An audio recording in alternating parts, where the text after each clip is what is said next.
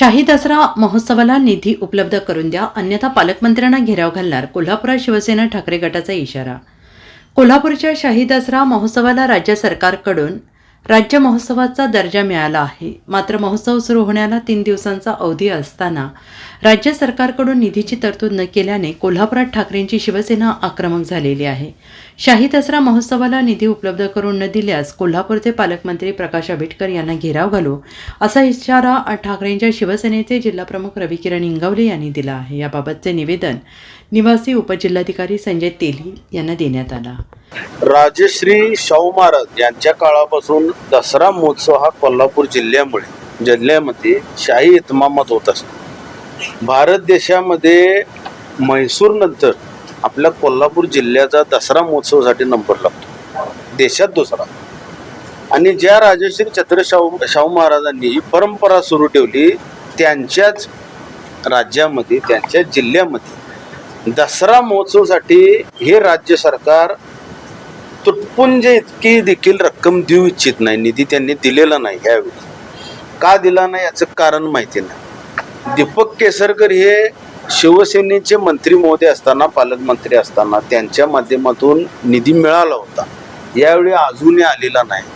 आणि सन्मान्य जिल्हाधिकारी साहेबांच्या माध्यमातून एक चांगलं कार्य घडलं की दसरा महोत्सवाला फार मोठं महत्त्व प्राप्त झालं. पण त्यांनाही उद्गार काढण्याची वेळ आली की उद्योगपती असतील, कोण कारखानदार असतील, यांनी आपल्या ह्या दसरा महोत्सवाला हातभार लावा. म्हणजे अक्षरशः कोल्हापूर जिल्ह्याच्या कलेक्टरना देखील एक भीक मागो आंदोलन आपण म्हणू, अशा पद्धतीनं राज्य शासन देत नाही म्हणून बाहेर पडायची वेळ आली.